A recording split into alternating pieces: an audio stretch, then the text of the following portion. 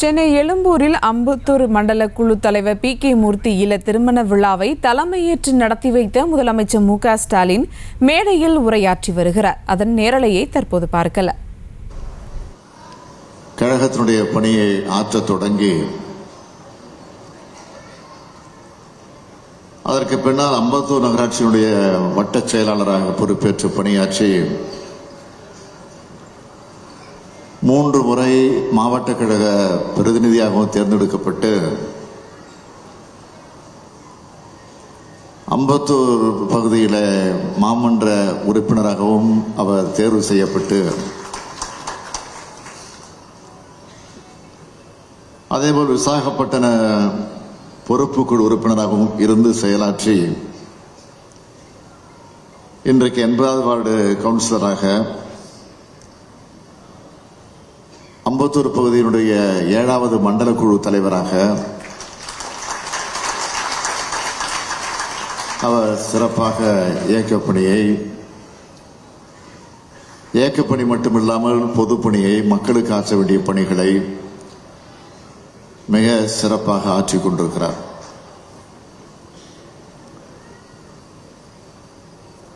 அதேபோல எப்படி மூர்த்தி அவர்கள் தன்னுடைய கடமை ஆற்றிக் கொண்டிருக்கிறாரோ அதேபோல அவருடைய அருமை மகன் மணமகனாக விற்றிருக்கக்கூடிய அபிஷேக் மூர்த்தி அவர்கள் அவரும் மக்களுக்காக நியாயம் கிடைக்க வேண்டும் என்பதற்காக, நீதி கிடைக்க வேண்டும் என்பதற்காக அவர் வழக்கறிஞராக இன்றைக்கு தன்னுடைய கடமையை அவர் நிறைவேற்றிக் கொண்டிருக்கிறார். ஆக மணமகன் வழக்கறிஞர், மணமகள் மனோதர்ஷினி ஒரு டாக்டர், ஒரு மருத்துவர். ஆக வழக்கறிஞருக்கு, டாக்டருக்கு நான் அறிவுரைகளை, ஆலோசனைகளை சொல்ல வேண்டிய அவசியமில்லை.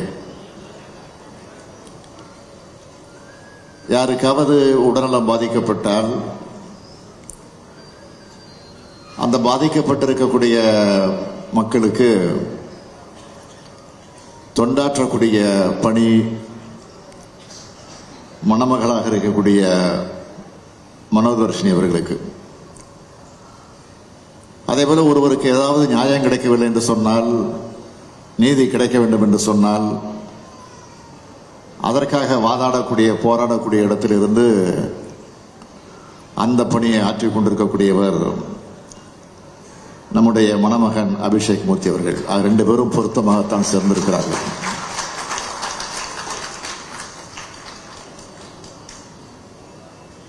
அது மட்டும் இல்ல,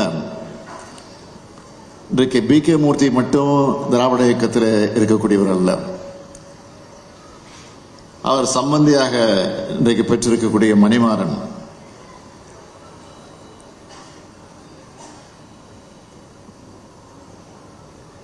மணமகளாக விற்றிருக்கக்கூடிய இந்திராவுடைய தந்தை மணிமாறன், அவரும் திராவிட முன்னேற்ற கழகத்தில் பற்றுள்ளவர். திராவிட முன்னேற்ற கழகத்தில் தன்னை ஈடுபடுத்திக் கொண்டிருக்கக்கூடியவர். இன்னும் சொல்லணும்னா அவருடைய திருமணத்தை, மணிமாறனுடைய திருமணத்தை எப்போ 1994ஆம் ஆண்டு மதுரையில் நான் தான் போய் நடத்தி வச்சுட்டு வந்திருக்கேன்.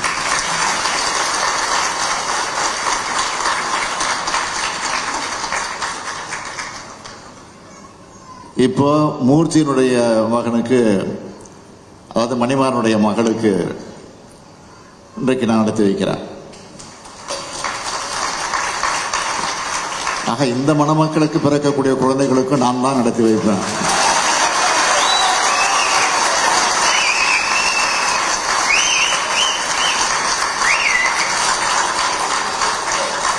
அவர்களுக்கு பிறக்கக்கூடிய கொள்ளு பேரன் பேத்திகளாக இருந்தாலும் அவர்களுக்கும் நான் நடத்தி வைக்கக்கூடிய வாய்ப்பு எனக்கு கிடைக்கும் என்ற நம்பிக்கை எனக்கு இருக்கு.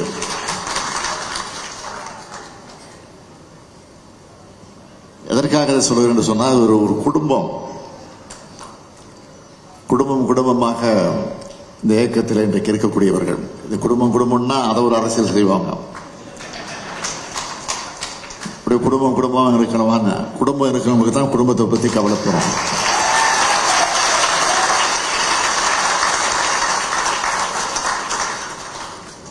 இது கழக குடும்பம்.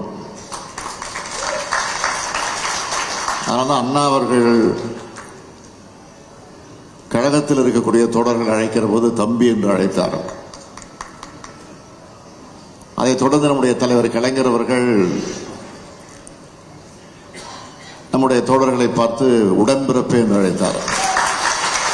அதில் தம்பியும் உண்டு, தங்கையும் உண்டு, அண்ணன் உண்டு, அண்ணி உண்டு, அக்கா உண்டு, மச்சான் உண்டு, மாமா உண்டு, மாமி உண்டு.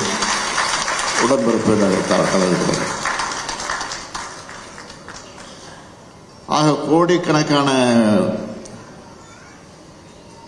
குடும்பங்களுக்கு இருக்கக்கூடிய ஒரு கலங்கரை விளக்குதான் திராவிட முன்னேற்ற கழகம். மறந்துக்கூடாது. இங்க சொன்னாங்க, அண்மையில் பெய்த மழை கிட்டத்தட்ட 47 வருஷமாக பார்க்க முடியாத, வரலாற்றை பார்க்க முடியாத அளவிற்கு பெய்த மழை. அந்த மழை வருவதற்கு ஒரு 4 நாட்களுக்கு முன்பு எச்சரிக்கை செய்தார்கள். ஆனால் எச்சரிக்கை செய்தவர்கள் கூட இவ்வளவு பெரிய மழை வரும் என்று எச்சரிக்கை செய்யல. மழை, கனத்த மழை, பெருமழை, காற்றோடு மழை, புயல் காற்றோடு மழை, இப்படித்தான் எச்சரிக்கை சொன்னாங்க. ஆனா இவ்வளவு பெரிய வெள்ளம் வரும், ஒரு நாள் முழுக்க விடாமல் மழை பெய்யும் என்றெல்லாம் கூட எச்சரிக்கை செய்யல. ஆனால் எச்சரிக்கை செய்ததெல்லாம் மீறி இதுவரை 47 வருஷத்துல பார்க்காத ஒரு மழையை நம்ம பார்த்தோம். இன்னைக்கு எப்பவுமே திராவிட முன்னேற்ற கழகத்தை பொறுத்த வரைக்கும் ஆட்சியில இருந்தாலும் சரி, இல்லை என்று சொன்னாலும் சரி, மக்களுக்காக பாடுபடக்கூடிய கட்சி.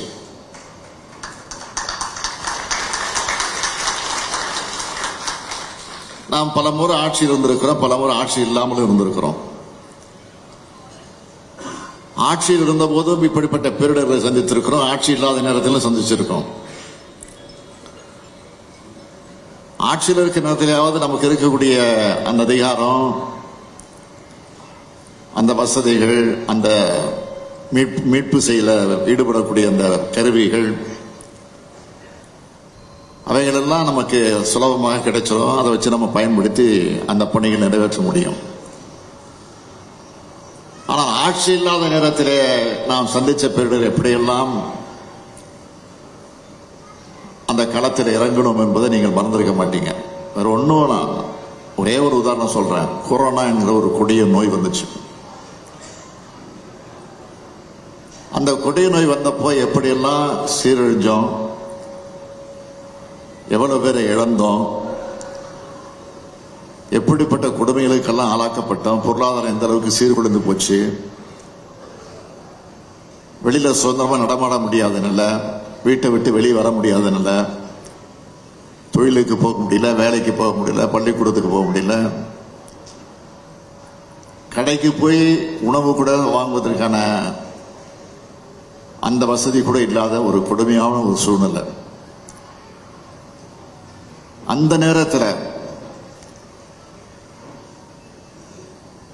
அரசாங்கம் என்ன செய்யவில்லை, என்ன செஞ்சிருக்கணும், அதை பத்தி எல்லாம் கூட நான் பேச விரும்பல. அது தேவையில்லை இப்போ. ஆனா திராவிட முன்னேற்ற கழகம் எதிர்கட்சியா இருந்தப்போ ஒன்றிணைவோம் வா அப்படின்னு ஒரு தலைப்பில் ஒரு அறிவிப்பு வெளியிட்டு, அந்த ஒன்றிணைவோம் வா என்ற திட்டத்தின் மூலமாக தமிழ்நாடு முழுவதும் இருக்கக்கூடிய மக்களுக்கு, பாதிக்கப்பட்டிருக்கக்கூடிய மக்களுக்கு, கொரோனா நோயினால் பாதிக்கப்பட்டிருக்கக்கூடிய மக்களுக்கு, வாழ்வாதாரத்தை இழந்து தவித்துக் கொண்டிருக்கக்கூடிய இந்த மக்களுக்கு அவளுக்கு உண்ண உணவு, இருக்க இடம், உடுத்த உடை, மருத்துவ வசதி தேடி தேடி போய் அவர்களை தொடர்பு கொண்டு நாம முன்கூட்டியே போய் தேடி தேடி போய் அவர்களுக்கு வேண்டிய வசதிகள் எல்லாம் செஞ்ச கட்சி தான் இன்றைக்கு கம்பீரமாக சொல்ல முடியும் நம்முடைய திராவிட முன்னேற்ற கழகத்தினுடைய இயக்கம். ஏற்கனவே 2015ஆம் ஆண்டு ஒரு வெள்ளம் வந்துச்சு, குறிப்பிட்டு பேசினாங்க. அதனால அதிகம் நான் பேச விரும்பல. அப்ப அம்மையார் ஜெயலலிதா அவர்கள் முதலமைச்சராக இருந்தார்கள். அப்போ எச்சரிக்கை விடப்படுகிறது, செம்பரம்பாக்கு ஏரி நிரம்பிடுச்சு,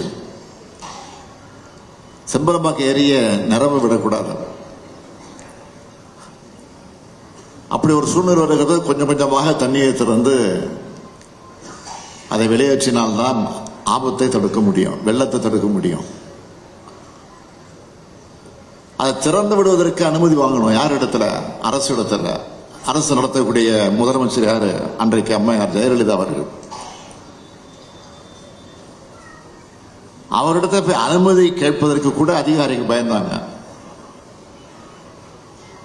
அப்படி ஒரு கொடுமையான நிலை அன்னைக்கு இருந்துச்சு.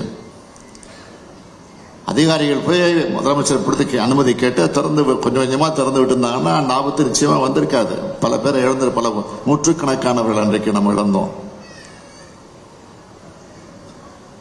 இன்னும் சிலது கணக்கே இல்லை. அப்படிப்பட்ட நிலைமை ஏற்பட்டுச்சு. ஆனால் அதைவிட மோசமான நிலையில வரலாறே பார்க்கக்கூடிய அளவுக்கு மழை பெய்ஞ்ச இந்த சூழ்நிலையில செம்பரம்பாக்கம் ஏரிய நிரம்ப விட முடியாமல் கொஞ்சம் கொஞ்சமாக திறந்து விட்டு சென்னை சந்திக்க வேண்டிய ஒரு பெரும் வெள்ளத்திலிருந்து மீட்ட அரசுதான் நம்முடைய திராவிட மாடல் அரசு என்பதை சார்ந்திருக்கிறார்.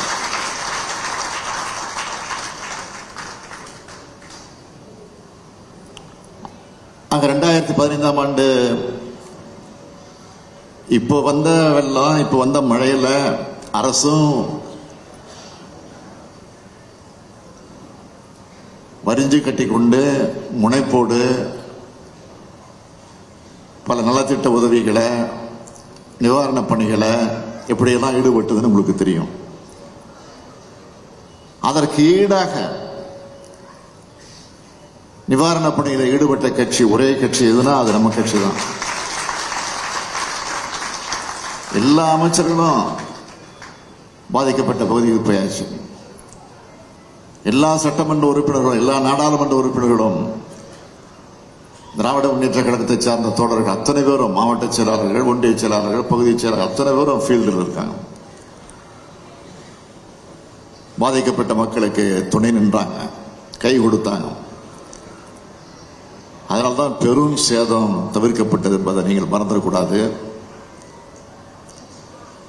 ஆனா அன்னைக்கு அரசின் சார்பில் உதவி செய்யறோம்னு சொல்லி அந்த உதவி பொருட்களை எல்லாம் சில மாவட்டங்களுக்கு அனுப்பிச்சு வச்சாங்க. வேன்ல, லாரியில, பஸ்ல எல்லாம் அனுப்பிச்சு வச்சாங்க.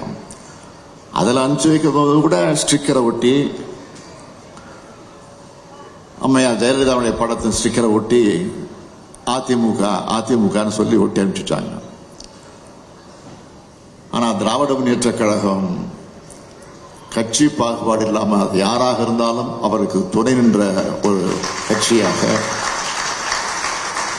துணை நின்ற ஒரு ஆட்சியாக இன்றைக்கு கழகம் விளங்கிக் கொண்டிருக்கிறது. 6000 ரூபாய் பாதிக்கப்பட்டிருக்கக்கூடிய மக்களுக்கு, குறிப்பா சென்னை மாநகரத்தை பொறுத்தவரையில் முழுமையாக சென்னையை ஒட்டி திருவள்ளூர் மாவட்டம், செங்கல்பட்டு மாவட்டம், காஞ்சிபுரம் மாவட்டம் ஆகிய மாவட்டங்கள் எங்கெங்கு பாதிக்கப்பட்டிருக்கக்கூடிய அந்த பகுதிகளுக்கு